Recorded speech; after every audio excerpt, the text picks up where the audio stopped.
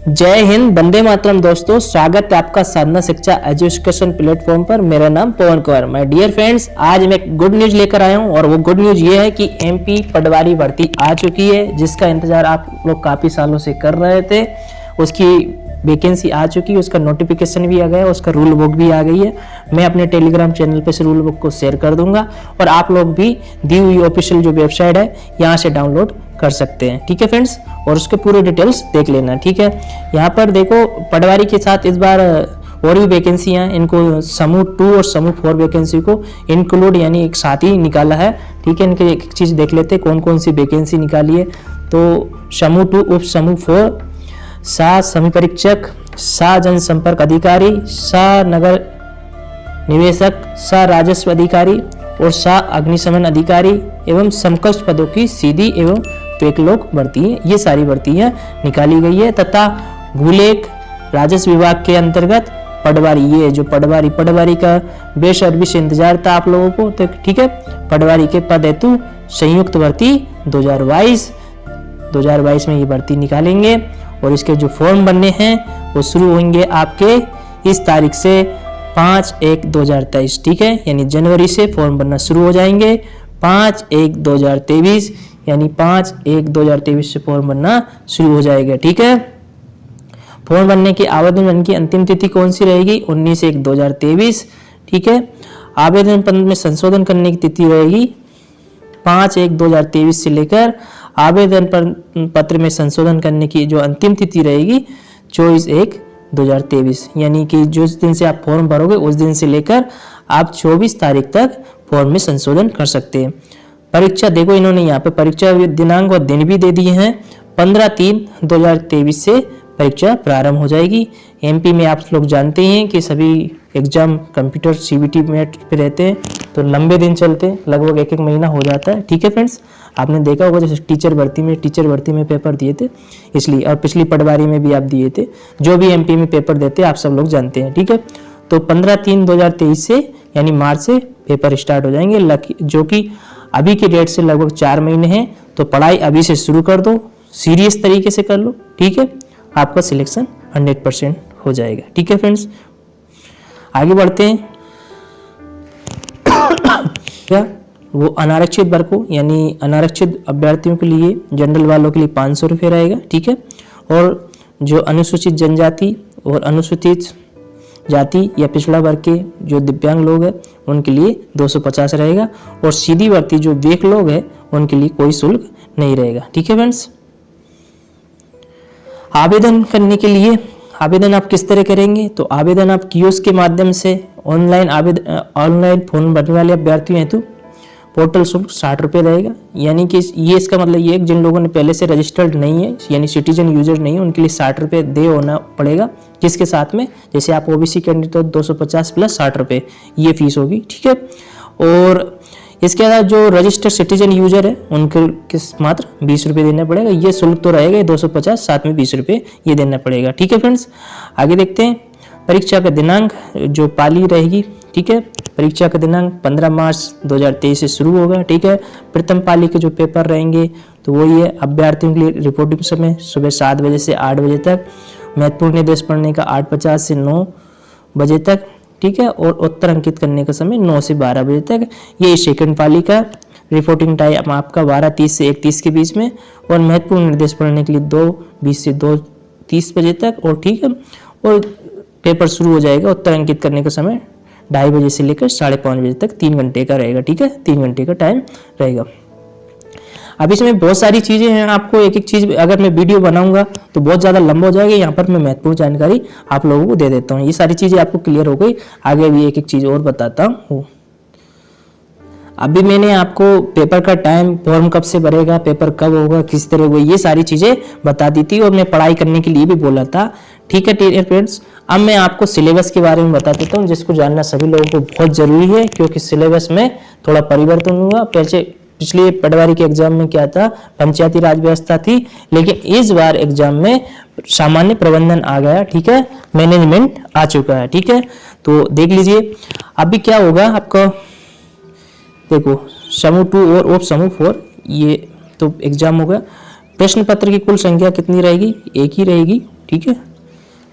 प्रश्न पत्र की कुल संख्या 1 रहेगी। ये कितने 200 अंकों का रहेगा, ठीक है। 100 नंबर के स्टेप में ये बढ़ गया, ठीक है। तो सामान्य विज्ञान, सामान्य हिंदी, सामान्य अंग्रेजी, सामान्य गणित, ठीक है। यानी 3 घंटे का समय रहेगा। 100 नंबर 2 पार्ट्स में पेपर आएगा। सामान्य ज्ञान, ठीक है, सामान्य अभिरुचि और सामान्य कंप्यूटर ज्ञान, सामान्य तार्किक योग्यता और सामान्य प्रबंधन। यानी कि आपको सरल भाषा में बताऊं तो सामान्य विज्ञान यानी जनरल साइंस के क्वेश्चन, हिंदी के क्वेश्चन, सामान्य अंग्रेजी और सामान्य गणित, ये बेसिक सी चीज है जो कि हर एग्जाम में लगभग आती ही है, ठीक है। और सामान्य ज्ञान यानी कि जीके, अभिरुचि वही रीजनिंग वाले पार्ट्स हो गया, कंप्यूटर का ज्ञान और तार्किक योग्यता, ठीक है, ये भी रीजनिंग से संबंधित रहता। एक जो एक्स्ट्रा चीज इसमें जो ऐड हुई है तो वह सामान्य प्रबंधन, ठीक है, मैनेजमेंट। तो मैनेजमेंट को मैं भी एक्सप्लेन कर दूंगा बीच बीच में, यहाँ पर वीडियो मिल जाएंगे और भी बेहतरीन टीचर्स यूट्यूब पे आप लोगों को मिलेंगे, तो वहां से क्लियर कर लेना, ठीक है। कहीं घबराने वाली कोई बात नहीं है, ठीक है फ्रेंड्स। तो इन सब सारे टॉपिक्स को, ये सारी जो सिलेबस मैंने बताया, इनको ध्यान में रखते हुए पढ़ाई आज से शुरू कर दो, ठीक है फ्रेंड्स। आगे और देखते हैं। सिलेबस जानने के बाद बात करें तो इसमें देखिए जो सामान्य पद मतलब जो जनरल कैटेगरी से, तो उनकी जो उम्र क्राइटेरिया रहेगा तो 18 वर्ष से लेकर 40 वर्ष तक, यानी कम से कम 18 वर्ष और अधिक से अधिक 40 वर्ष। और जो रिजर्वेशन में आते हैं उनकी 18 वर्ष से लेकर 45 वर्ष तक, यानी कि 5 वर्ष की उनको छूट रहेगी, ठीक है फ्रेंड्स। पारिवारिक चयन परीक्षा हेतु कुछ नियम और निर्देश को देख लेते, जो इम्पोर्टेंट नियम और निर्देश है उनको देख लेते, फिर आगे मैं आप लोगों को और भी जानकारी इसमें दूंगा, ठीक है। तो पटवारी के रिक्त पदों पर चयन हेतु इस परीक्षा के निम्न निर्देश लागू होंगे, जैसे कि सामान्य निर्देश उन समस्त आवेदक पर लागू होंगे जो भू अभिलेख राजस्व विभाग के पटवारी के पद हेतु चयन परीक्षा 2022 में आवेदन कर रहे हैं, जैसे कि आरक्षण से अभिप्रेत सेवाओं में अनुसूचित जाति, अनुसूचित जनजाति, आर्थिक रूप से कमजोर वर्ग, अन्य पिछड़े वर्गों के सदस्यों के लिए पदों का आरक्षण। यानी इसमें ये कह रहे हैं कि जो पदों का जो आरक्षण रहेगा उस रिजर्वेशन बेस पे रहेगा। ये सारी चीजें ये रिजर्वेशन से रिलेटेड है। ये बहुत सारी परिभाषाएं दे रखी, ठीक है, ये पूरे आप रूल बुक में देख लेना, ठीक है फ्रेंड्स। यहाँ पर वेतन मैन की भी बात की गई है, जो पटवारी का जो वेतन रहेगा, जिसी से तो आप लोग क्या नाम है, क्या बोलते हैं, इंस्पायर होते हैं कि सैलरी, ठीक है। तो सामान्य वेतन 5200 से लेकर 20,200 तक और एक्स्ट्रा ग्रेड 2100 रुपये, ठीक है फ्रेंड्स, ये वेतनमान ग्रेड है, ठीक है। अहिर्ता यानी योग्यताएं, एलिजिबिलिटी, ये मेन चीज है, इसको आप बिल्कुल देख लीजिए एक बार। पटवारी चयन प्रतियोगिता परीक्षा में बैठने के लिए वही उम्मीदवार पात्र होगा जिसके पास निम्नलिखित योग्यताएं हैं, जैसे कि किसी मान्यता प्राप्त विश्वविद्यालय से स्नातक उपाधि, यानी ग्रेजुएशन कंप्लीट होना चाहिए किसी भी मान्यता प्राप्त विश्वविद्यालय से, ठीक है, और किसी भी स्ट्रीम से। इसमें भी कोई ये नहीं है कि साइंस होना चाहिए कि मैथ होना चाहिए, आप बीए हो, इंजीनियरिंग हो, किसी भी स्ट्रीम से आप ग्रेजुएशन होना चाहिए, ठीक है फ्रेंड्स।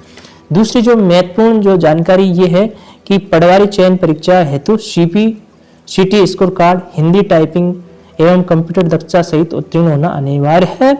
यानी जो सीटी स्कोर कार्ड जो होता है, हिंदी टाइपिंग एवं कंप्यूटर की जो दक्षता है, मतलब उसमें कंप्यूटर चलाने में पारंपरिक होना चाहिए, तो उस उत्तीर्ण परीक्षा को पास होना अनिवार्य है।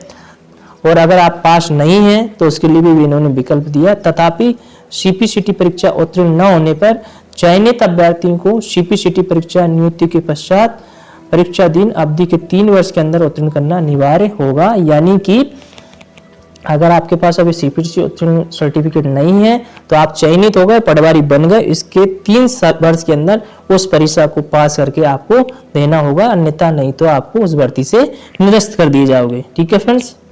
तो उसकी कोई दिक्कत मत लीजिए, अभी परीक्षा पे ध्यान लीजिए, सिलेक्ट हो जाइए।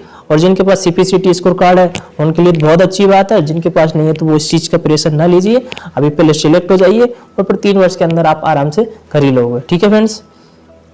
बात करूं आयु सीमा की, तो आयु सीमा के लिए यही है कि अभ्यर्थियों की आयु की गणना 1 जनवरी 2023 से निर्धारित की जाएगी। यानी कि जो 18 साल की मिनिमम एज रहेगी और मैक्सिमम 40 साल, और जो रिजर्वेशन में रहेंगे तो उनका 45 साल, यानी उनको 5 साल का रिलैक्सेशन देकर, तो जो उसकी काउंटिंग होगी वो 1 जनवरी 2023 से होगी, ठीक है फ्रेंड्स।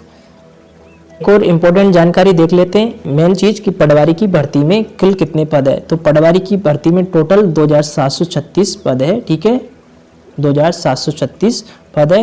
ये अलग अलग जिला वाइज है, ये आप ये रूल बुक में देख लेना किस जिले में कितनी वैकेंसी है। यहाँ पर मैं इकट्ठा बता देता हूँ आपको, 2736 पोस्ट है, ठीक है। अन्य पिछड़ा वर्ग की देख लीजिए, ये अलग अलग कैटेगरीज इन्होंने बांट रखा है, ठीक है।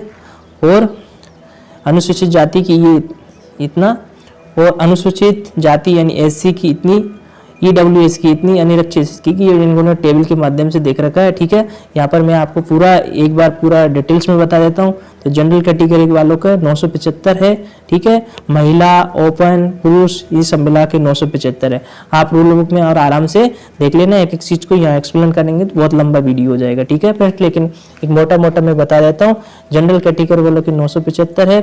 अब इसमें भी जिला वाइज बढ़ जाएगी, जिले की भी रूल बुक में नीचे डिटेल दे रखी है, ठीक है।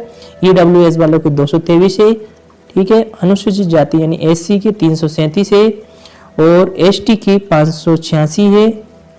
अन्य पिछड़ा वर्ग की ओबीसी की 615। इस तरह टोटल मिला के 2736 पटवारी की वैकेंसी है। तो ठीक है फ्रेंड्स, वैकेंसी उतनी ही है, हिसाब से ही है, ज़्यादा भी नहीं है, ठीक है, और कम भी नहीं है। एक अच्छी अपॉर्चुनिटी है, आप अभी से तैयारी में लग जाइए, आपका सिलेक्शन 100% होगा, ठीक है फ्रेंड्स। ये जानकारी आप लोगों को कैसे लगी कमेंट करके मुझे ज़रूर बताना, और कहीं कोई अगर डाउट हो तो कमेंट बॉक्स में मुझे बता देना, ताकि मैं उस डाउट को क्लियर करने की कोशिश करूंगा, ठीक है फ्रेंड्स। ये जानकारी अपने दोस्तों को भी शेयर कर देना। मिलते हैं नेक्स्ट वीडियो के लिए, तब तक के लिए जय हिंद, जय भारत।